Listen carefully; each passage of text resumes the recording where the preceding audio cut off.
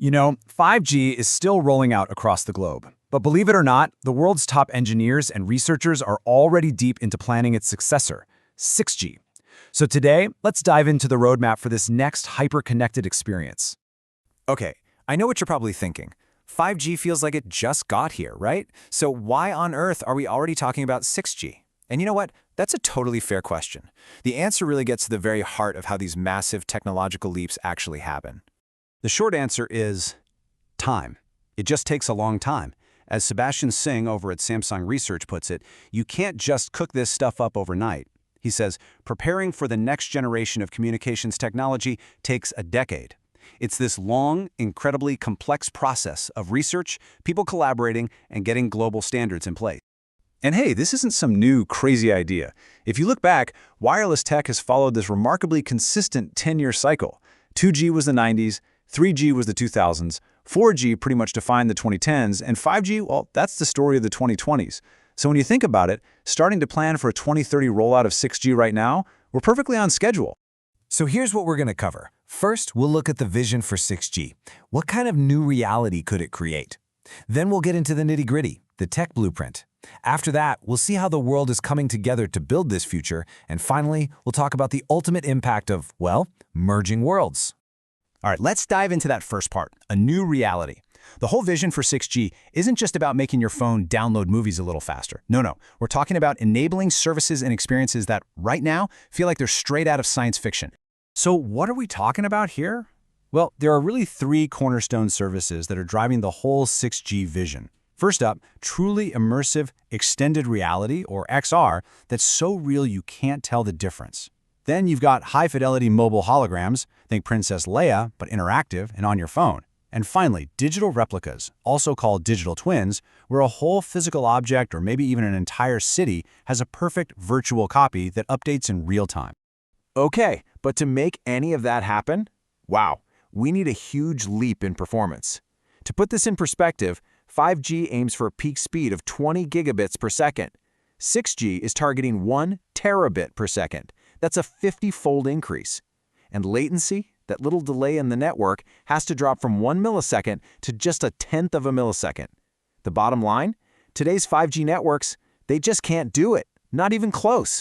So that's the why. Now for the really interesting part, the how. What are the core technological breakthroughs we're going to need to actually build this future? A huge piece of the puzzle is finding more room to operate. And that's where the terahertz, or THz band, comes in.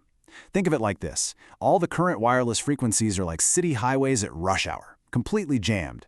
The terahertz band is like discovering a brand new, totally empty superhighway with hundreds of lanes just waiting for data traffic.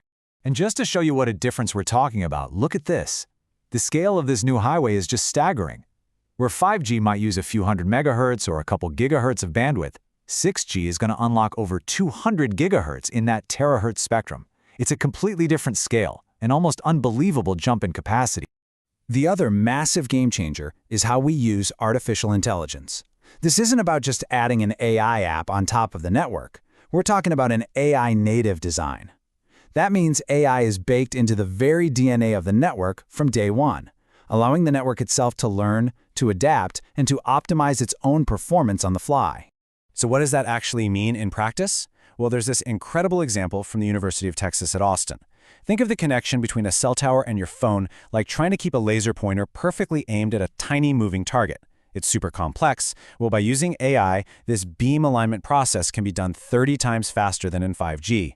That single improvement solves one of the biggest challenges for making these super high frequencies reliable. Okay, I know this all sounds pretty out there and futuristic, but getting there is actually a super deliberate, grounded, and collaborative process. It's a real journey. Here's the official roadmap, so you can see how this all plays out. Right now, the industry is working on something called 5G Advanced. But the big date is 2025. That's when the Global Standards Group officially starts the study phase for 6G. It kicks off a multi-year process to figure out the tech, with the first commercial networks hopefully lighting up right around 2030. And this is really important. Nobody can do this alone. Charlie Jiang from Samsung Research brought up this fantastic African proverb that just captures the spirit of this perfectly. If you want to go fast, go alone. If you want to go far, go together. Building something this massive takes a global village of experts, from universities, from companies, from governments, all working together. All right, for our last section, let's zoom all the way out and think about the ultimate impact of all this incredible technology. Let's talk about merging worlds. When you boil it all down, the ultimate vision, the one shared by leaders across the entire industry, is this. 6G will be the engine that finally drives the convergence of our physical, our digital, and our virtual worlds into one single, seamless experience. A future where the line between what's real and what's digital just blurs away. And that leaves us with a really deep question, one that's way bigger than just technology. When our physical and digital worlds do fully merge, what will it truly mean to be human?